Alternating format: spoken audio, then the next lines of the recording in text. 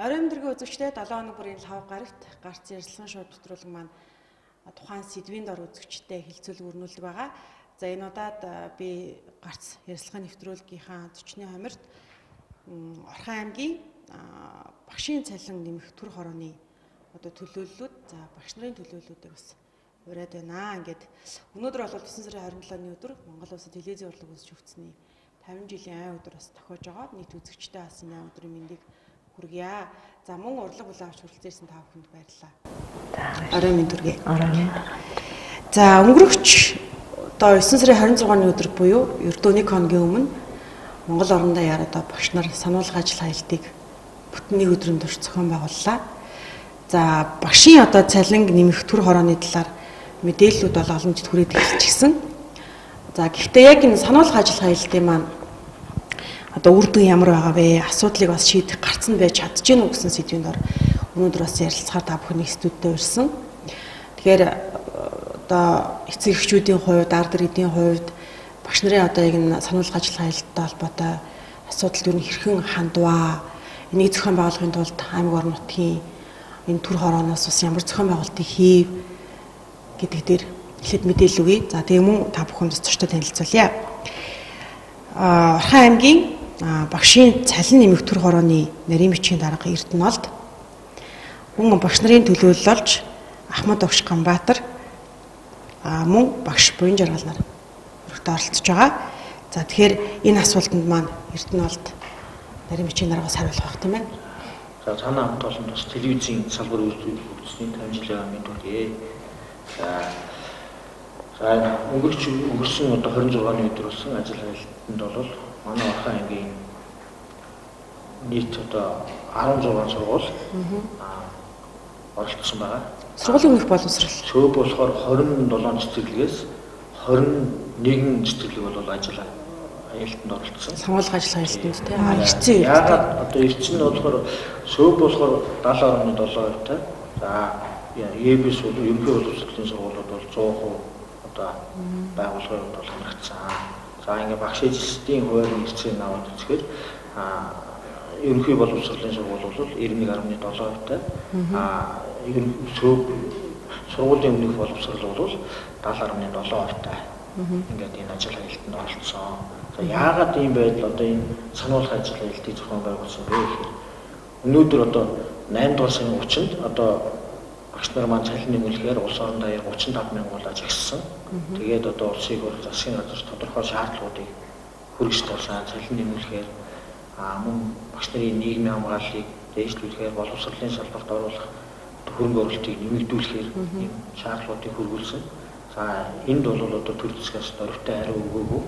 За 9-р сарын 14-нд ирсэн засгийн газрын мэдээлэлд болохоор 30-аас доошгүйгээр одоо нэмэхээр тий үе шаттай ингээд ажлын хэсэг гаргаж яана гэсэн бол яг нэмжлээ гэж гаргаагүй. Энийг бол одоо нийгэмд одоо нэмсэн мэтээр ойлгуулж ирсэн. Гэтэл дөнгөж 2 хоногийнхын дараа бол яамнаас нь боловсрол соёл шинжилх ба спортын яамнаас гараад ирсэн мэдээлэл нь болохоор одоо 30 хүртэлх хувиар үе шаттай юм нэмэх одоо ажлын хэсэг гаргана одоо ажиллаж байна гэсэн байгаа. Гэтэл 30 хүртэлх үед бол өмнөх одоо бид нар 14 он цалин нэмнэл хийжсэн. Тэгээ нэмэхдээ бол 30 хүртэлх хувиарлага ярьж ирсэн. Үндэ бол 17% нэмжсэн. Тэгээ энд бол одоо багш нар бид хуурдахгүй. Тэгэхээр одоо ингээд гаргасан одоо засгийн газар яам болох хоорондоо уялдаагаар гаргасан мэдээллүүд нь бол бие биенээсээ ухарсан одоо дөрвтэй юм шийдвэрүүд гараагүй учраас одоо 26 дахин одоо сануулах ажил хаялтыг хийсэн. За энэ одоо сануулах ажил хаялт нь бол одоо бид нар багш боловсролын салбарын энэ эрсдлийг бол нуруунд дээр үүрээд аваа гарч байна гэсэн. Хэрвээ одоо энэ одоо асуудлыг шийдэхгүй цааш үргэлжлээд хугацаагүй ажил хаялт гэдэг байгаа одоо өмнөх өдөө 99 он 1995 оны 152 хоногийн хугацаагүй ажил хаялтанд бол энэ бол улс оронд маш их эдийн засгийн хохиролтой. Тэр олон хоног ажил хаялсны хөлсийг цалин хөлсөд төргээд гэтэл өнөөдрийн 21-26-ны сануулах ажил хаялтанд бол багш ажилчид 2 өдрийнхөө цалин бараг дэнчин тавиад цалингүй гэсэн үг тийм үү? Ажил хаялтыг ингээд зохион байгуулаад эрсдлийг нэг осондоо багш нар бид өөрсдөө ажилчид бид өөрсдөө нуруунд дээр энэ бидний энэ 2 хоногийн бараг цалин хөлс бол улс оронд бол хэмнэгдэж байгаа. Хэд орчим төгрөг байх бол гэдэг. Энэ бол ерөөсөө боловсролын шинжилгээний төлөө өнөөдөр боловсрол тулгамдаад байгаа олон асуудлууд байгаа. Энийг шийдэх гарцын төлөө одоо энэ бүх одоо ачааг бол нуруун дээрээ өрөөд төр засаг манд өрөвтэй алхам хийх байгаа учраас багш нар бид түүчилээд энэ одоо алхмыг ингээ хийлээ. За Улаанбаатар нийслэл даяар бол 90%-аар бол энэ ажил хаялтанд нийт багш нар оролцсон байна. За 1.6 сая төгрөгийн одоо цалинтай олжвол багш нар бас нийгмийн асуудал талаас тэр ажлын нөхцөлийн хувьд ч гэсэн өөрчлөлт гарна гэж үзэж магадгүй энэ тоо гарсан баг. Гэтэл олон нийтийн хувьд бас харж ийн л да тий. За багш нар энэ цалин одоо цалин үүсний асуудлыг хэдийн хэмжээгээр нэмэгдүүлсэн ч гэсэн багшийн ачааллын асуудлын давхар яаж яригдах юм бэ? Өнөөдөр Монгол улс даяараа магадгүй манай Орхон аймгийн хувьд бол энэ жил бага анги 1-р ангидаа бол 800-аас 900 хүүхдээр илүү, нэг ангид 45-аас 50-аас 52 хүүхдэд хичээлж байна. Энэ багшийн энэ өндөр ачааллыг бас яах вэ гэдэг ийм асуудал явж шүү дээ тий. Зөвхөн та сая хэллээ шүү дээ. Бид нар цалингаа нэмэгдүүлэхээс гадна боловсролын салбарын болохгүй байгаа одоо тогтолцоог өөрчлөмөр байна гэж байна. Тэгэхээр энэ дээр Ахмад багшийн хувьд та бас хэлээж тэгээ бас бага ангийн багш тийм ээ. Тэгэхээр би хоёр зүйл танаас асуух гэдэг юм л да. Урд нь одоо 99 онд ч гэсэн ингээл ажил хаялт манай Орхон аймгийн хэмжээ нэлээд өргөн цар хүрээтэй болж исэн л гэж байна. Үр дүнгээ яаж өгч исэн юм. Урд нь ингээд багш нар ажил огт хайж байгаагүй одоо л ингээд нэг ийм тэмцлийн хэлбэр шилжчихлээ гэж зарим иргэд ойлгоод байгаа. Нөгөө талаасаа багшийн цалин нэмэгдчихэд нөгөө ачаал маань яах вэ гэдэг дээр. Цалин өндөр авч байгаа ч гэсэн тэр ачааллыг багш яаж ганцаараа өөрөх үү тий. За тэгэхээр би Эрдэнэтийн боловсролын байгууллагад 30 гаруй жил ажиллаж байна. За ер нь бол одоо сүүлийн үед нөгөө хүн амын нэгтрал их болоод хүүхдийн одоо сургуульд орох хүүхдийн тоо жилээс жилд нэмэгдэж штэ. За энэ жил бол бүр харьцангуй одоо маш их хүндрэлтэй байна. Ер нь одоо манай аймгийн хэмжээгээр нь 20 гаруй сургуульд эсэж байгаа энэ 1-р ангийн сурагчдыг тэр нь 40-оос доош хүүхдтэй анги бол баг байхгүй гэж ингэж би бодож байгаа. Ер нь одоо манай сургууль дээр ч гэсэн эртний байдал тийм байх шүү дээ. Дандаа ер нь бол одоо 48-аас 52 хүүхдтэй шүү дээ. За бид нар одоо 99 онд ажил хайж явах үед бол яг тэр үед бас нөгөө зах зээл рүү шилжсэн ч байсан мөнгөний бас хань шунсан ийм үед бас хүмүүс тэ нөгөө цалин одоо авчих цалин бас бага байсан учраас бид нар ажил хаяал тэ тодорхой бас үр дүнд хүрээд ингээд явж байсан.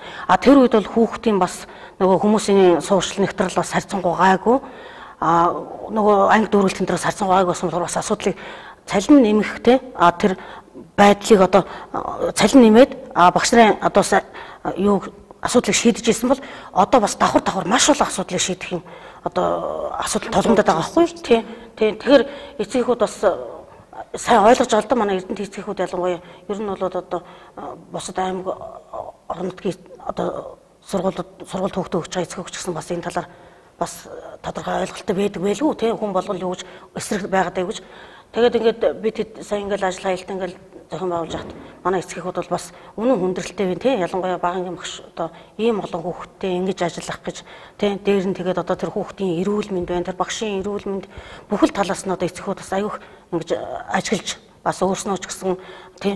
Үнэл дүгнэлт хийж штэ. Тэгээд миний хувьд бол одоо ер нь ингээ багангийн багш шиг энэ олон жил хийхэд ачаалттай энэ төр үе бол маш их байсан тий. Гэтэл бид нар тухайн цаг үедээ ингээл болж ийн гэж яваад исэн боловч одоо бол тэр болохгүй. Тэр цаг үе бол одоо өнгөрсөн байна. Яагаад гэж одоо жишээлх юм бол өнөөдөр тий багшийн ганцхан цалин биш. Өнөөдөр нэг сонгуул болоод нэг нам гарч ирж байна. За нэг нам гарч ирэл нөгөө бидний хүүхдэд нөгөө эзэмшүүлж ирсэн стандартыг өгөөсгээл дахиад одоо энэ арга барилаа өөрчил стандартаа өөрчил энэ хүүхдүүд чи ингээд тэгээд юм тий. Тэгэхээр л яг нөгөө багш чинь тэр дунд чинь ингээл одоо өөрийгөө хөгжүүлэх тийм бүхэл одоо тэр ар гэрийн амьдрал тэр олон хүүхдийг авч явах тэр эцэгтэй харьцахаас бүхэл тал дээр одоо нөгөө ганцхан тэр багангийн багш бүх юмд ингэ зүтгэж штэ. Тэгэхээр ч асар их ачаалтаа бол ирж байна. Тэгэл дээр нөгөө эрүүл мэндээрээ хохирч байна. Бид нар чинь тий тэгж зүтгэжэл тэтгүүртэй гараад сайн сайханч байж чадахгүй тэгэл хорвогийн мөнх усыг үзэж байгаа ийм байдал маш их байгаад байгаа байхгүй. Тэгэхээр тэр өмнөх үеийнхтэй энэ зарим усууд харьцуулаад тэр сайхан байсан үе одоо яагаад ингэчдгийг тэр гэж бас бодож болохгүй шүү дээ. Чи өнөөдөр өнөөдөр бол нийгэм одоо ямар зүйлийг шаардж байна тий. Эдийн засгийн хувьд одоо шилдэг юм л ингэж шүү дээ. Бид нар зах дээрээс нэг оомс одоо 7 хоногийн өмнө очиод авлаа. 7 хоногийн дараа би дахиад оомс авахгүй 500 төгрөг нэмэгдсэн байна. Гэтэл бидний цалин нэг төгрөгөөч нэмэгдэхгүй. Харин яаж вэ? Хасагдаж багасж шүү дээ тий. За тэгэл бид нар одоо ялангуяа багш нар бол 10 сар ажиллахад 2хан сард л бүтэн цалингаа авдаг. 9 сард нь бүтэн цалин авдаг, 5 сард нь бүтэн цалин авдаг. Энэ юу гэсэн үг вэ? Дунд нь хүүхдийн амралт болдог. Бид нар нөгөө нэмэгдэл дандаа хасагдаж явдаг. Тэ? А дунд нь ямар нэгэн одоо баяр ёслож болдог юм уу? Бас нөгөө цалин л хасагдж яадаг. Тэрээс бидний бүтэн авдаг сар бол ерөөс 5 сар 9 сар хоёртол нэг бүтэн одоо цалингаа авчих шүү дээ. Тэгээд 30 жил ажилласан хүн гэл ингэ чинь би чинь 608 мянган төгрөгийн цалинтай тий.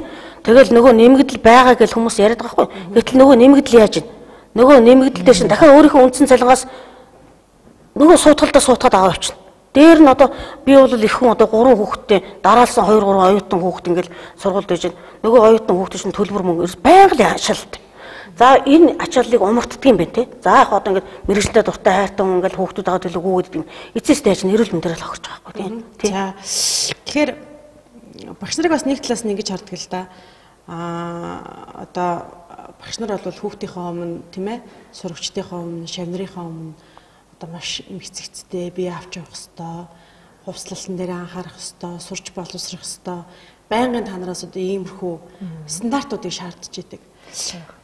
За тийм учраас ер нь эцэгчүүд бас хардаг л да тий багш нарыг бол нөгөө талдаа бас нэг ийм зүйл ярьдаг хүүхдүүд одоо төлбөртэй хичээллүүд явагддаг ч гэдэг юм уу тийм ээ давталгууд авагддаг ч гэдэг юм уу тий за багш нар бол одоо бусад ийм орлого олох юм боломжтой гэж багшийг хараад идэг ийм боломж ер нь багш нарт үнэхээр байдаг юм уу эсвэл дан цалингаараа өнөөдөр багш нар бор зүрхээр амьдарч гин үү өнжир хаалгач за нийт өнөөдөр телевиз үзэгчтэй бас өнөөдөр телевиз үүсгэн байгуулагдсны баярын мэндийг Номин телевизийнхаа хамт олоноос хүргье үзэгчид багш нарын өмнөөс.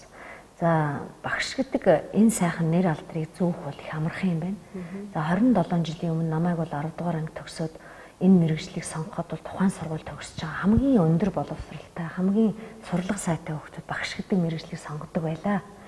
Тэгвэл өнөөдөр одоо бидний төгсгөж байгаа бүтээгдэхүүнүүд манай шавнараас багш цалин багтай би хэзээ ч хичнээн сонирхолтой ч гэсэн би багшийн мэргэжлийг эзэмшихгүй гэдэг болсон байна хүүхдүүд.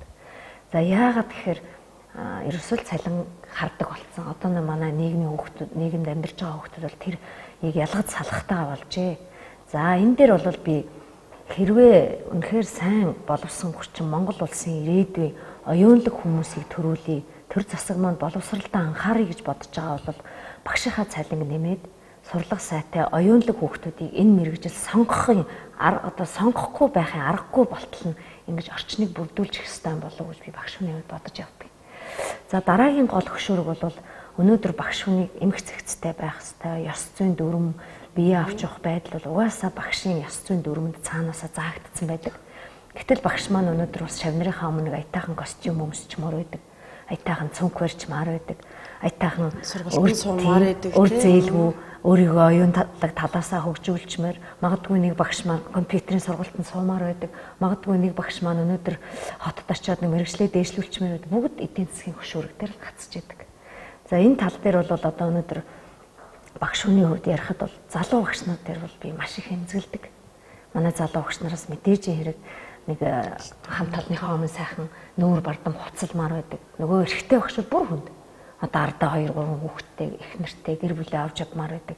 Гэтэл цалин залуу багш нар бол ерөөсөө 430-аас 460 мянган төгрөгөөр тэр одоо өрхийн тэргүй яаж амьдралыг авч явах вэ? Тэгээ зээл. Нөгөө ард нь байгаа 2 3 хүүхэд. Яагаад багш нар өнөөдөр банкны барьцаанд байна гэдэг юм. Ерөөсөө бүх багш нар өнөөдөр саяын багш ярьж байгаа оюутны төлбөрөө хиймээр байдаг. Нөгөө залуу багш нар маань гэр бүл үр хүүхдэд тэжээхийн тулд гэртээ нэг компьютертай болмоор байдаг. Хүүхдүүдэд сэтгэл тэнүү амьдруулахын тулд хоол хүнсээр таслахгүй байх шаардлагатай гэдэг. Ингээд зүгээр л амьдралын энгийн хэрэгцээ өнөөдөр байгаа учраас багш нар маань банкны барьцаатай байгаа.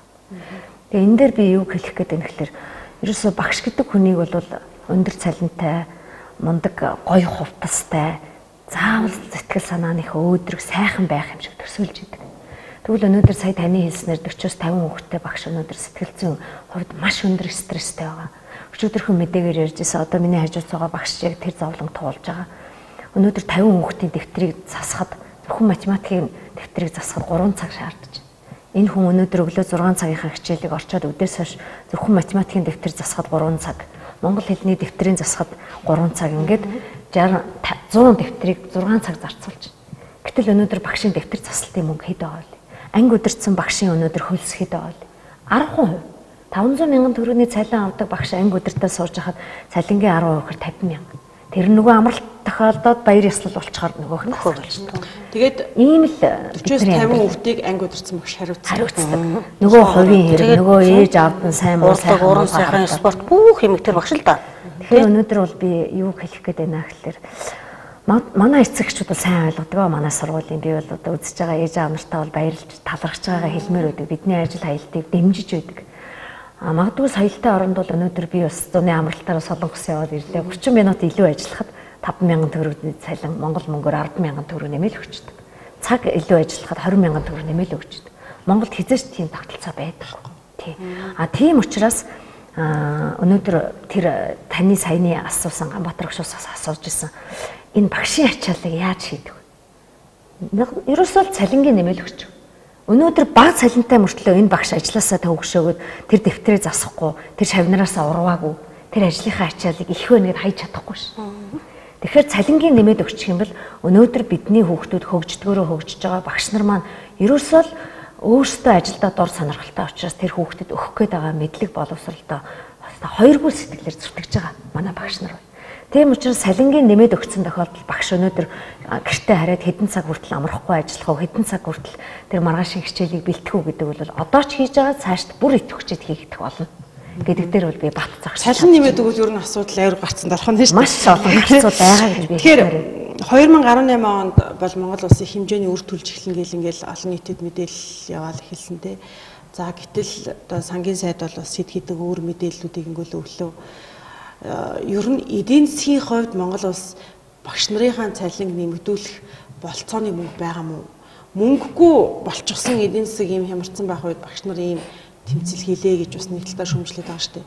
Нөгөө талдаа багш нар цалингаа нэмэгдүүлээд ингээд эхлэх юм бол бусад салбарын яг адилхан барьцсан гэж хэлэх байх л та нэг талаасаа тий. Бүгд л одоо тийм тэмцэлт ч гэдэг юм уу одоо шар чатны арга хэмжээ аваад эхлүүл яах вэ гэсэн юм нэг хоёр асуулт яваад байгаа шүү. 12 оноос бол одоо Чингис самар бондууд гаргасан байгаа. За энийг бол төлөх асуудал байгаа. Гэтэл Монгол банкын засгийн газар төлөхдөө бол 10 тухайн үед бол 15% байсан. Тэгэхээр одоо эндээс засгийн газар Монгол банк шийдэл гаргаад бодлогын хүүгээ бууруулж болж байгаа. Тэр бодлогын хүнээс одоо улс орн мөнгө хэмнэгдэнэ төлөх хүнээс. Тэгэхээр тэр хэмнэгдэж байгаа хүнээс зөвхөн 10%-ийг нь одоо 1.80 төгрөг тэндээс хэмнэх боломж байгаа. Тэрний 10%-ийг нь одоо боловсролын салбарт хөрөнгө оруулалт хийхэд багшны цалин 50% нэмэх боломж байгаа. 18. Тэгээд энэ цааш одоо сонгуулийн хугацааны төлөвшсөн маань бол үе шаттайгаар одоо сая 600 мянгаад 18 19 оноод тийм хөрөх боломж байна гэж хэлж байгаа. Нөгөө төгөр өнөөдөр зэсийн одоо дэлхийн зах зээл дээр 7 хоног хүрчлээ. Одоо улс оронд одоо эдийн засаг одоо сэргийж эхэлж байна. Жишээ нь энэ 17 оны эдийн засаг бол нэмэх 5% гарсан. Манай Монгол улс одоо өмнөх онуудад бол улсын орлого зарлах төсөв нь бол дандаа зарлагтай хацагтай гарч ирсэн. Гэтэл энэ онд бол нэмэх 5% буюу 849 тэрбум төгрөг хэмж чадсан. Гэтэл өнөөдөр засгийн газар одоо энэ шийдвэртэй алхам хийхгүй гэж саяны энэ өнгөрсөн баасан гарагт бол ээлж тус хуралдааны хийсэн. Тэгээд 849 тэрбумыг улс орны бусад салбаруудад ингээд зарцуулахаар бол шийдвэр одоо гаргасан байна. Даанч одоо боловсролт одоо бидний энэ нөхцөл байдлыг харж үзээд одоо хөрөнгө оруулаа гэдэг юм алхам шийдвэрийг ерөөсөө гаргасан.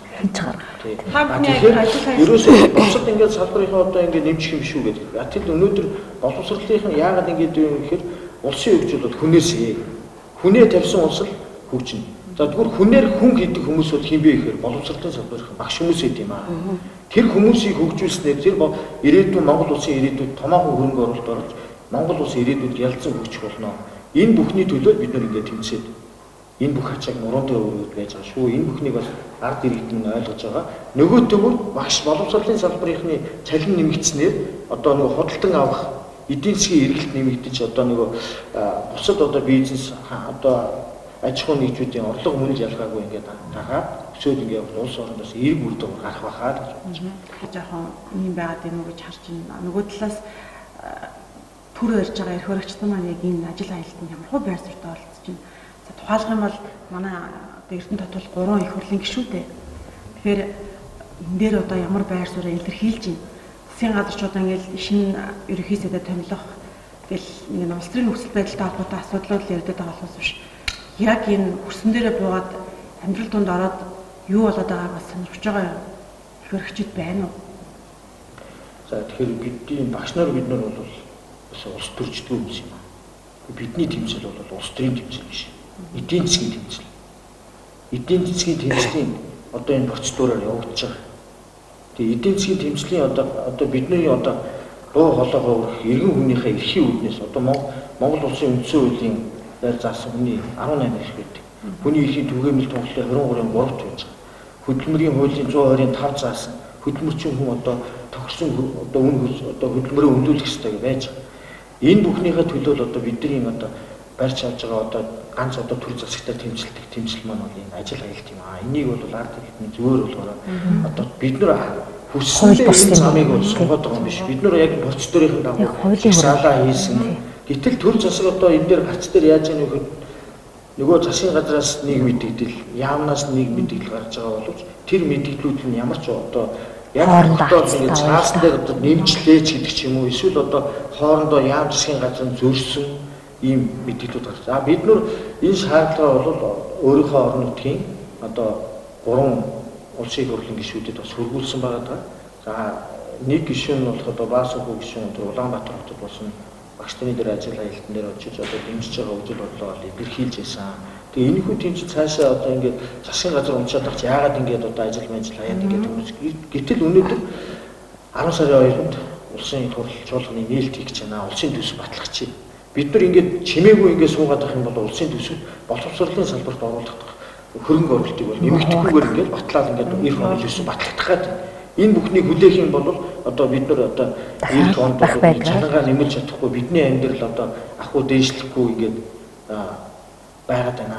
Тийм учраас энэ улсын төсөв батлагдахад энэ төсөв баталж байгаа улсын их хурлын гишүүд бидний сонгосон нөхдүүд одоо боловсролын салбарт нэг хөрөнгө оруулалтыг нэмж оруулах байхаа гэдэг үднээс энэ тэмцлүүдээ үе шаттайгаар ингээд явуулж байгаа юм шүү. Салбарын барьцаад эхлүүл яах вэ гэдэг.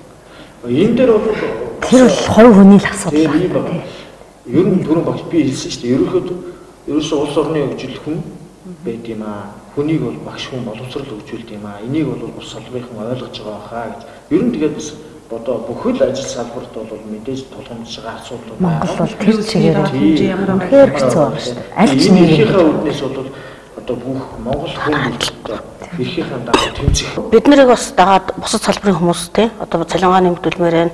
Одоо амьдралаа дэвшлэлмээр гэсэн юм санал бас гарч иж болно шүү дээ. А энэ дээр бол үгүйсэх юм байхгүй тий. Одоо тэртээ тэргүүл одоо нийгэм ямар байна тий. Одоо багш нарын цалин нэмчээл, эмч нарын цалин нэмэхгүй байгаад бол бас утгагүй болно шүү дээ тий. Тэгэл одоо багш нарын цалин нэмэгдлээ гэхэл бас зах зээлийн бас нөгөө үн ханш чинь бас өөрчлөлтөнд орно. Тэгэхээр чин тэр эмч нар чинь хуучин цалингаа аваад ингэ суугаад авах утгагүй. Тэр ер нь бол одоо хаана л бүгдээр бас эн чинь ботгол асуудал байхгүй тий. Хамгийн гол нь бидний энэ асуудлыг дээрээ одоо шийдэж өгдөг нь одоо ямар вэ те. Миний бодлоор би одоо олон жил ажиллаад урд нь ч гэсэн ингээл ажил хаялтанд оролцоод ингээд сууж илаа. Ер нь ингээд энэ жилийн энэ байдлыг хараад байхад их хэдэм наазгай үл тоосон тий. Багш нар ингэж л ийдгийн тий. Ингэж байгаа жоохон ингэж байж байгаа л одоо болчдгийн ч гэдэг юм уу. Ийм юм хүмүүс бас толгойд байгаад тахшгүй. Үгүй ээ одоо бид нар бол тэр тэмцдгээрээ тэмцэл нэгэнт л бид нар одоо өөрснийхөө төлөө тий эрүүл мэндийнхээ төлөө амьдралынхаа сайн сайхан төлөө тэмцэж байгаа юм чи бид нар одоо тэмцлээ үргэлжлүүлнэ гэж бодож байгаа. А гэхдээ бас хүн юм байна. Бас нэг Монголын одоо төр нийгэм бас нэг ард иргэдээ бас нэг харж хандах юм цаг болсон байлгүй дээ. Өнөөдөр бас ирээдүгөө авч явах сайхан одоо тий олон түмний хүүхдийг ингэж зөв талаас нь сургууль хүмүүжүүлж байгаа багш нараа бас ингээл ийм гачлалтай байдалд оруулаад ингээ байхыг бас хүсэхгүй байх л гэж бодож байна. Тэгээ энэ бидний одоо хүмүүжүүлж байгаа энэ сайхан шавнар маань ирээдүйн ерөнхийлөгчээр нь юу хэн болохыг хэн байгхийн тийм үснэ. Тэр энэ хүмүүсээ ч гэсэн одоо ямар хүн болгож хүмүүжүүлэх вэ гэдэг нь бас одоо энэ ирэх барьж байгаа одоо төр засаг одоо яг өнөөдөр гарт байна тийм. Дээрээс нь би бас ингэж бодож байна. Ер нь бол ерөнхийлөгч ч гэсэн өнөөдөр багштай байж ажил энэ сайхан нэр алдрыг авсан. Одоо энэ их хурлын 76 гишүүд бүгд багшийн буйнд өнөөдөр энэ оюунлаг хүмүүс төрсөн байх гэж бодож байна. Тэгээд дээр нь сая тэр Эрдэнэ бол төгшөө хэлдэг үнэхээр үнэн. Монголын оюунлаг хүмүүсийг дэндүү үнгүйжүүлж байна. Тийм учраас төр засаг минь өнөөдөр биднийг анхааралд аваач ээ. Өнөөдөр төр засгийг эзэнгүй хайгуур нь ажил хаялаач гэдэг юм уу? Ийм мессеж бас би одоо сошиалаар үзчихсэн л та. Тэгэхээр үгүй юм аа. Өнөөдөр тэр төр засаг маань үүрэг гүйцэтгэгчид бүгд ардаа ажил албатай бидний энэ санал бодлыг сонсдог. Энэ яах гэж сошиал өнөөдөр байгаа юм. Өнөөдөр яг бидний ярьж байгаа юм сошиалаар минутын дараа цаг тухайдаа шууд хүрэх ийм сайхан нийгэмд амьдарч өнөөдөр төр засаг маань биднийг бас нэг сонсож одоо багш нар гэдэг энэ хүмүүсийг нэг жаахан ч гэсэн авч үзээч. Бидний гол зорилго бол ерөөсөө үндсэн цалингаал 50-аас дээш хувь нэмүүлэх гэдэг. Үндсэн цалингаа. Гэтэл нийгэм даяараа 800 мянган төгрөгийн цалинтай гэдэг дээр сая Эрдэнэ бол огшил нэлээд тодорхой ярьлаа. Манай одоо телевиз үзэж байгаа ард түмэн эзэгчид шавнар маань бас одоо төр засагныхан маань бүгд мэдж байгаа баг. Үндсэн цалин хамгийн өндөр цалинтай өнөөдөр миний хажууд сууж байгаа 30 жил ажилласан багш маань 608 мянган төгрөгийн цалинтай. Судалгаа аваад уу? Ерөөсөө яг үндсэн цалин. Тэгээд тэндээ судалгаа авчихаар тэгэл одоо тэрээс чинь судалгаа авсаал ингэхэд ерөөсөө одоо жишээлх юм бол би өөрийнхөө яг бодит юу ярил одоо цалингаа ярил л да. Одоо 608 мянган төгрөгийн цалин маань яг миний үндсэн цалин байхгүй одоо нөгөө зэрэглэлээрээ биш одоо хамгийн дээд зэрэглэлийн цалин авч байгаа шүү дээ. За тэгээд дээр нь анги даалтын зэргийн гэл ингээд жижиг нэмэгдлүүд орно шүү дээ. За ингээд нэг 700 хэдэн мянга ч юм ингээд болж байгаа. Гэтэл нөгөө татвар нь яг нөгөө миний нөгөө нэмэгдэл байтгаад бүр үндсэн цалингаас маань ингээд аваа явчихдаг. За тэгээд дээр нь нөгөө цалингийнхаа зээлийг өгөөд ерөөсө би сард бол нэг 150 хүртэл өгөхтэй мянган төгрөг яг гар дээр авч байгаа байхгүй. Тийм. Тэгэхээр чинь өнөөдөр за би яг одоо тэтгэвртэй гарах уу гэж би өөрийгөө одоо за яах уу гэж одоо суугаад. Гэтэл залуучууд бол маш хүндтэй. Өнөөдөр би өөрийнхөө сургуулийн залуу багш нарыг ингээд хараад ажиллаад байдаг байхгүй. Тэгэл ингээд аягүй өрөвдөлттэй. Өглөө ингээд нэмж жижигхэн дүүрийнхээ хүүхдэд дагуулж ирэл гонцонд ороод нөгөөдөгтөө цай хоолыг ингээд ичил тарангуут нь өдөр ингээд аваад өгч байгаа. Тэгэл хараал байхад чинь очоод нөгөө юугаа бичүүл хоолныхаа үнийг. Тэгээ би бүр ингэж асууж авахгүй минь одоо яана сард минь ч аягүй баг цайлаа аав тийм. Тэгээ дээр нь ингээд гуанзангийн хоол өдөр тутам өгнө. Гэхдээ одоо гам багш би өдөөс хичээлт юм чинь энэ хүүхдэд хоол өгөхгүй өөрөө хоол идэхгүй л өдөр чинь ингээд би одоо ажилтаас амжилт гарахгүй шүү дээ. Хичээлээ зааж чадахгүй шүү дээ. Тэгэхээр би бас өрөвдөж байгаа шүү дээ. өөрөө их хүн юм чинь нэрэл тийм ахтай минь өстой хүнд байна тийм. Та нарыг харахад багш нь хэцүү санагдаж байна. Одоо ажиллараа 3 жил болж байгаа багшийн цалин. Одоо юу шин жил 3 жил 20 ялгаа. 535-аас шууд 22% татвар төлж байгаа. Тийм. Ерөөсөө бас нөгөө юугаар шатлалаараа тийм. 535 мянгаас чинь 22%. Тэгээ өнөөдөр бол бид нар яг ингэж байгаа байхгүй 530 тий 530 мянга авж байгаа шин залуу багш 30 жил ажиллаж байгаа 608 мянган цалин авж байгаа багш хоёрын цалингийн зөрүүч гэсэн өчүүх юм байна. Гэхдээ бид нар амиа бодож өнөөдөр залуу багш тэрийг авж гин би тэрнээс илүүг авах хэрэгтэй гээгүй. Ерөнхийдөө л нийтлэг багшийнхаа үндсэн цалинг л 50%-аас дээш нэмээд өгөөч л гэдэг одоо шаардлагыг хуулийн хүрээндээ бид нар тавиад байгаа. Би нөгөө түрүүнийг асуулт асуусан шүү дээ. Багш нар нөгөө одоо нэмэлт орлого олох ямар боломжууд идэм бэ? Одоо давталгуудаа авч гэдэг юм уу төлбөртэй юм үйл ажиллагаа юмуд дээр ямар байдгийг. Ингэж бол бас нэг хэсэг одоо эцэг эхчүүд бол дүгндэг шүү дээ. Багш нар бол давталгаа авах гэж. За энэ дэр би харин бүр яг хэлье гэж бодсон байхгүй. Жишээлх юм бол эмч хүн тий. Өнөөдөр одоо би юу гэдэг шүдний эмч байлаа гэж бодъё л да. Тэг чин яах вэ гэхээр өдөр одоо яг үндсэн одоо нэгдсэн эмнэлэг дээр ажиллаа хийчихэд өдөөс хойш ажиллах тарангууд нь 2 эмнэлгээр очиод шүднийхаа эмчийг хийгээд нөгөө шүдэндээ янз бүрийн эмчилгээ хийгээд нэмэлт орлого олчих болно тий. Гэтэл Гамбатар багш болохоор яах вэ?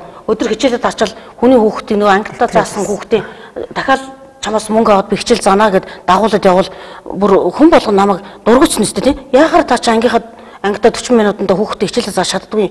Одоо юу гэдэг тий? Хүмүүс чинь аюу их шүүмжлэлтэй ханддаг шүү дээ бид нар. Тэгэхээр бол мэдгүй одоо миний хувьд л би 30 жил ажиллахдаа тэр илүү нэмэлт орлого надад олж ирсэн юм ерөөс санахгүй. Харин ч өөрийнхөө мөнгнөөс аваад хүүхдүүдэд өнөөдөр тараах материал бичээд өгчээ тий. За өнөөдөр хүүхдүүд нь хөөрхөн зураг хэвлүүлээд өгчээ гэл даан нөгөөд өөртөө байгаа нөгөө хэдэн төгрөгнөөс л хүүхдүүдтэй гаргаж өгчээсэн болохоос хүүхдүүд минь нэрээ би нэг цагийн хичээл заагаад мөнгө аваад өнөөдөр нь хоол нэмэгтэй болчих гэж дандаа ингэ мессеж ирж байдаг. Тэгээ сургуулийн өдрөлгөө. Тэгээд бид нар шин дуудаал та ягаад илүү цагаар хичээл зааж байгаа? Ягаад та төлбөртэй хичээл зааж байгаа? Юу ялж байгаа гэл ингээл. Тэгэл нөгөө цалин мөнгөтэй ярьдаг юм ийм асуудал аюух болдог байх. Ганц нэг багш дээр. Тэгэхээр тэр хүн чинь болохгүй бол мэдээ хичээл зааж байгаа шүү дээ хөрх юмда. Болоод байгаа бол яах юм бэ тэр? Тэгээ би ингэж бодож байгаа байхгүй. Ерөөсөө энэ цалин нэмэгдүүлнэ гэдэг чинь хүний толгойн дотор явж байгаа 100% бодлого чинь баг 80% мөнгөтэй холбоотой бодлоо шүү дээ. Тийм үстэй. Тэр мөнгө төгрөгийг одоо цалин мөнгөний нэмээд өгчих юм бол тэр хүн 80% бодлого авч явах юм бол 100% ажилдаа бодлого сэтгэлээ зарцуулна шүү дээ. Өнөөдөр нэг хүнд нэг 100 мянган төгрөг гол ингээд бодсон бол нөгөөх нь олдохгүй. Тэр хүн өнөөдөр хичээлээ зааж чадахгүй. Тийм. Оюун хүүхэд нь 20 мянган төгрөг ээж явуулаа гэж хэлчлээ. Яа нэг хүүхдээ мөнгө олж өгч одоо хинээсээ яг өдөр чинь нөгөөдгөө боцороод нэг хүний хүүхдэд хичээлээ 50 амгалан зааж чадахгүй шүү дээ. Ийм их багш нар зөндөө байгаа шүү. Зөндөө энэ бол одоо хүмүүсийн нийтлэг юу шүү дээ. Гарын багшаас бол банкны зээлгүй багш байдаг. Тэгм ер нь бол Монгол улсын хэмжээнд судалгаа хийхэд зээлгүй багш ер нь байдаг. Тэгээ би бас өнөөдөр яг бодож байна. Төрийн албан хаагчид ч гэсэн өнөөдөр энэ одоо төр засгийн албан зүтгэж байгаа хүмүүс бид нартай яг л адилхан шатлалын хэмжээний цалинтай үнэхээр амьдрал нь хүрч ядаж байгаа. Дугарж байгаа л хэдэн багш нар байгаа болохоос биш яг бид нар шиг нэрээ тийштэйгээ сууж байгаа үзэгчид бол маш олон байгаа гэж би бодож байна. За тэгээд тэр бас нэг тийм давтлага гэдэг дээр бас би санаа байна. Миний хувьд бол баг эрдэмтчүүд маань мэдж байгаа би бүжгийн клуб ажилладаг.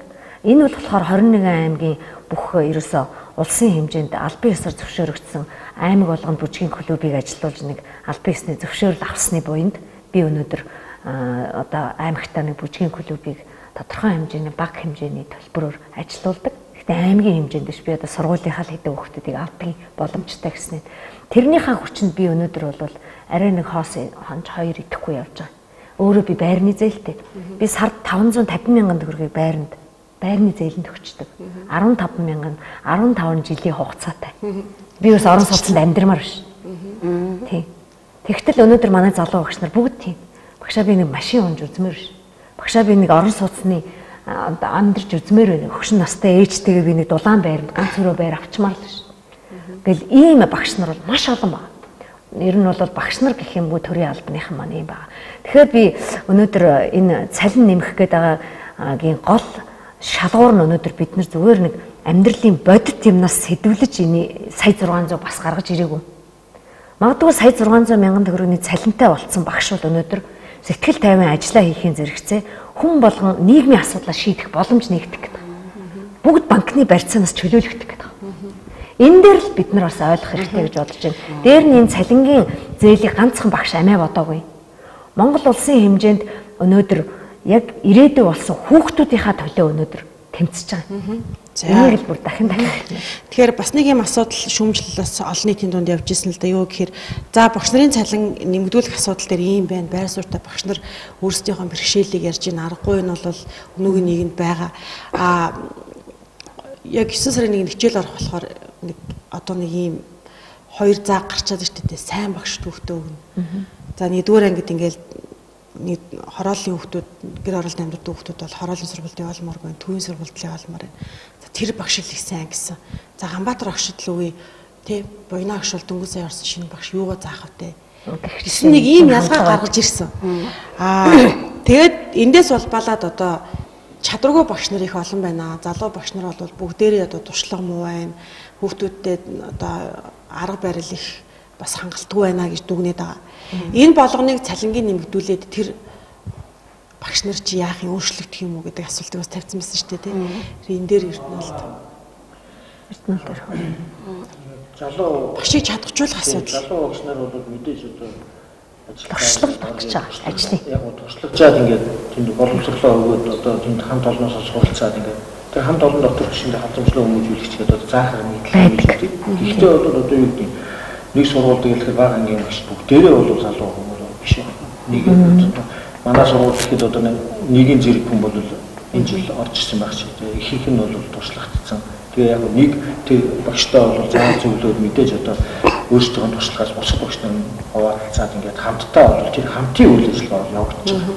Тэн дээр одоо юу гэдэг тэр багшигаа цаа ингээд муугаар боодоход үлдээхгүй. Тэгээд тэр боловсролын Тэгээ ер нь цалин нэмэгдчих юм бол залуу багш өнөөдөр өөрийгөө бас хөгжүүлэх боломжтой байна шүү. Ер нь бол энэ боловсрол бол уралдуулдаг болсон. Тэрнээс болоод эцэг эхчүүд одоо тэр сургууль сайн, тэр хөгж тэр багш сайн гэж ингээд авдаг. Өнөөдөр хуулиар болохоор хамаг сурах тойргоор өгөө гэж зааж. Гэтэл нөгөө иргэн хүн чинь өөрөө боловсрол дуртай одоо сургууль ажил мэргэжлээ одоо сонгоод сургуулаа сонгоод суралцах ирэх байгаа. Энэ хоёрын хоорондоо зөрчилдөөтэй. Тэгээ энэ нэг бас боловсролын шинжилгэлтээр бол энэ зайлшгүй болмоор байна. Тэгэхгүй бол одоо энэний чинь хөлд бол багш нар үед хүүхдүүд үед бас ирэх нь бол ингэ зөрчигдөж байгаа. Зарим хэсэг нэг гүнзгий гээ нэгэл гүнзгийрүүлээд илүү тасгаад одоо илүү бусдаасаа хөгжиж явж байна. Зарим нөгөөхий ялгалтаар энэ бүх одоо уралдуулдаг юмудаа одоо тогтолцоо болмоор. Жинхэнэ одоо монгол хүүхдийн боловсролоо ингээ анхаарал боловсрлоор одоо ус төржүүлдэг байдлаа бодож бидний энэ одоо энэ 8 сараас хойш хийж байгаа тэмцэлүүд ямар ч ус төр байхгүй. Тийм ч учраас нийгэм хүлээж аваад одоо зөв тэмцэл явуулж байна. Сайхан хүлээж авч байгаа шүү дээ ер нь. Багш нарын нөгөө ус төрждөг бас нэг байдал юу вэ гэхээр одоо ингээл 4 жилийн циклдээ бид нар чинь ингээл одоо ном солигдол тий засгийн газар бүтц ингээл өөрчлөгдөл дахиад ингээл ажлын хаалгаас илгээ явагддаг шүү дээ. Тэгэхээр сургуулиудын захирал албан тушаал одоо багш нар дээр бол бас л намын томилгоонууд хийгддэг гэж бас ярьдаг шүү дээ. Бодит байдал дээр яг байдаг юм уу юм уу? Томилгоогоор ирсэн багш нар их байдаг гэж бас ярьдаг. Яг багш дээр бол харин харьцангуй гайгүй шүү дээ. Яг өдөр удирдах албан тушаал захирал дарга нарын хувьд бол тийм асуудлууд байдаг гэж магадгүй. Би бол улс төржих гэдэг тал дээр ярихад багш нарыг маань нэг улс төржүүлэхгүй ч гэсэн ерөөсөө бид нар энэ олон намын тогтолцооны сонгуул болгоны дараа бид нар хэлмэгдээд байгаа. Ерөөсөө л энэ боловсрал бол ерөөсөө л улс төрийн тоглоом болцсон. Жишээ нь өнөөдөр Монгол ардын нам гарлаа 4 жилийн дараа ардчилсан нам гарах нэг хөтөлбөрийн болоод бүх сургагчид хүчингү болоод дахин сургаж байгаа. Тэр их олон сургагчид тэрэн зардцуулсан мөнгөө тэгвэл багш нарынхаа цалин гэл нэмж байгаа. Ийм л юм бас нэг талаас гаргалгаа гэвэл маш олон гарцууд бол байгаа. Яг хуулиндаа бол угаасаа аймгийн засаг дарга сургуулиудын захирлуудыг томилдог шүү. Тэр хуулийн хүрээлэнтэй. Тэгээд энэ дөр бол бас намын жил байсараас ордог байж магадгүй. Би яг 100% тэгж хэлэхгүй ч гэсэндээ угаасаа субъект томилж байгаа субъект аймгийн засаг дарга. Яг багш нар бол гайгүй. Багш нар бол байх хэрэгтэй. Нам бус байдаг шүү дээ ер нь бид нар чинь тийм. Багш нар сонгуулиар ажиллаа гэж бас шүүмжилдэг шүү дээ. Төрөөс томилж ажилладаг. Сонгуулийн хэсгийн орон дээр одоо энэ чинь төрөөс нөгөө төрийн албан хаагч гэж утгаар сонгуул бид нар чинь авдаг. Томилчул төрөөс бид нарыг тэр хэсгийн орон дээр та ажил, тэр хэсгийн орон дээр энэ хүн ажиллах хэрэгтэй гэл дээрээс томилоод ирвэл бид бол хоёргүй сэтгэлээр тэнд ажиллах хэрэгтэй. Аль нам сонгуульд одоо яаж өрсөлдөх нь сонирм биш. Бид нар бол зөвхөн хийх хэрэгтэй, үүрэгтэй ажиллана. Мэдээлсэн багш нар хэлэхэд бүх одоо тэр хаар машин гэж ярьдаг. Тэрийг бүгд л арчиж ажиллаж. Бүх аим улс дээр ялангуяа мэдээлсэн багш нар бол айгүй хачаалтай ажилладаг шүү дээ. Тэглээгээд өдөртөө багш нар ерөөсөө тэр аль нэг намын дагаад ч юм ерөөсөө улс төрчдөг байна. За баярлалаа. Их өргөн сэдвээр ярилцахыг хичээлээ тийм ээ. Гэхдээ цаг бас бага байсан. За ер нь бол манай Орхон аймгийн хувьд нэг 70-90% эрттэйгээр сануулах ажил хаялтанд оролцсон байна. Боловсролын салбарын энэ тогтолцоо бол тэртээ тэргүй одоо улс төрийнхний гаргаж ирж байгаа шийдвэрүүдтэй шууд уялдаа холбоотой явдаг учраас магадгүй өнөөдөр ингээл эцэгчүүдэд за аюус хөтөлбөр гээд засгийн газраас одоо яамнаас зарлалаа гэхэд л багш нар яг тэр үүргийн дагуу явах болдог. За гэтэл эцэгчүүд дахиад нэг хөтөлбөр нь гараад ирэхэд энд бухимдаад багш руу одоо бухимдлаа гаргаж хэлдэг тий. За нөгөө талаасаа ингээд харах юм бол энд олон ийм зөрчилдөөн бий болоод байгаагийн гол шалтгаан бол төр засгийг орж байгаа их баригчд маань боловсрал эрүүл мэнд гэсэн ийм чухал салбаруудаа орхигдуулсны хор одоо бас магадгүй гарч ирж байгаа болов уу гэж бодож байна. Тэгээ энэ тэмцээлд манай Эрдэнэтийн багш нар нэгдээд бид нар одоо цалингаа нэмэгдүүлээд өөрсдийнхөө нийгмийн асуудлыг сайжруулад ирвэл магадгүй манай Эрдэнэтээс одоо олон оюунлаг хүүхдүүд төрдөг учраас дараагийн одоо ирээдүгөө бэлтгэхэд одоо сайн багш нараа энэ Эрдэнэттэй авч үлдэх сургуульдаа багшлаад одоо ажил мэргэжилтэд ингээд одоо дурлаад энэ тийм ээ хүүхдүүдэд сургууль үйлжүүлэх энэ ажилдаа ажиллах чин хүсэлтэд болгож үлдээхгүй бол зарим нь солонгос руу яваа, зарим нь ажилласаа гараад өөр салбарлаа орхон нь шүү дээ. Тэгээд том өндөр төлбөртэй хувийн сургуулиуд одоо манай сургуулийн сар болсон багш нарыг аваа явуулсан шүү. Бид ийм сонссон шүү дээ. 870 гаруй багш Солонгост хараар ажиллаж ийн гээд нэгэн жилийн дотор гэсэн шүү дээ. Би энэ 100 яг Солонгост ажиллалаа. Тэгэхэд бол ерөөсөө яг надтай 100 хэдэн Монголд ажиллахад 126-аас 113 багш байсан. Бүр тэнд магистр байна, бүр захирал байна. Хөдөө сумын захирал хүн хүртэл очсон. Өнөөдөр ажиллаа сууж. Хар ажил гэж байгаа тий. Бүр хар ажил. Яг боолын ажил хийж байгаа юм шиг. Өглөө 4 цагаас ороод 7 цаг. Харин оронд очиж багш нар нь. Тэгээ боолын хөтөлбөр эрхлэхээс өөр аргагүй. Яагаад гэвэл өнөөдөр өдөрт бид нэр авж байгаа аваанзаа ганцхан өдөр ажил авчих. 150 мянга. Нөгөөд сард авдаг 550 мянган төгрөгийг чинь шөнийн ээлжинд ажиллаад өдрийн ээлжинд ажиллангууд би 550 мянган төгрөгөө гар дээр барихаар би урам орохгүй яах. Баярлахгүй яах гэж. Нойр хоол байж. Тий.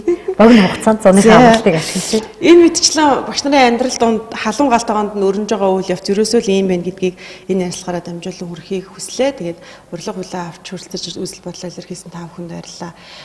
Дараагийн одоо сануулах ажил хаялтын дараагийн ажил хаялт бол одоо хугацаагүй гэж бас яригадаад байгаа тийм. Одоо ямар шийдвэр гарахаас хамааргүй. Багш нар бол тэрийг бол яг өндөө бол сонгохыг хүсэхгүй байна шүү дээ. Ажил хаялт гэдэг бол ер нь энэ тэмцлийн дээд хэлбэр байхгүй. Тэгэхээр 21-ээс бол Монголын өдөрсний эвлэл болон багшийн цалин нэмэлт төр орол хамтран засгийн газарт бол хамтын маргаа үүсгэсэн байгаа хуулийг дагуу. Тэгээ энэ дээр бол зуучлал томилогдно. Тэгээ зуучлалын дараа бол арбитрийн шүүх буюу хөндлөнгийн шүүх дүгнэлт гарах ёстой. Тэгээ энэ хөндлөнгийн шүүхийн дүгнэлт одоо ямар гарах нь вэ? За тэрийг нь бол засгийн газар улсын хурал биелүүлээгүй тохиолдолд одоо бид нар хуулиу одоо Монголын үйлдвэрчний эвлэлтэйгээ хамтран одоо хамтсан шугамд орохоос юм арга замгүй болно. Тэгэхээр энэ замыг одоо гаргахгүйгээр төр зогсон маань даруй хүн одоо шийдвэсээ 10 сарын 2-нд эхлэж байна. Тэгээ улс орны нийт төрөнд одоо багш нарынхаа одоо боловсролынхаа асуудлыг шийдээд хурлаа ачуулганаа нээгээд ингээд цааш нь хөгжлүүлээ явах юм бол бид одоо заавал тэр тэмцлийг одоо дээд хэлбэрийг улс орондоо ашиглахгүй байна. Хэрвээ одоо бидний одоо тэмцлийн одоо зорьсон одоо энэ үр дүн одоо сөрөг одоо улсыг бол засгийн газар биелүүлэхгүй байвал одоо энэ тэмцлийг сонгохоос өөр замгүй болох байна. За баярлалаа. Ингээд